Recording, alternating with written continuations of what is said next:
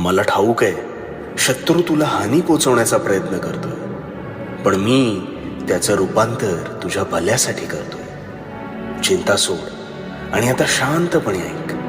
मनातील सर्व इच्छा ह्या पूर्ण होतील.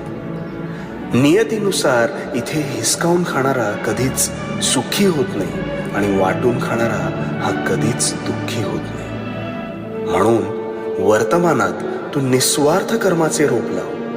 कोणाच्या आशेवर अथवा मदतीला अवलंबून राहू नकोस, कारण त्या रोपावर येणाऱ्या फळावर अधिकार हा फक्त आणि फक्त तुझाच असेल.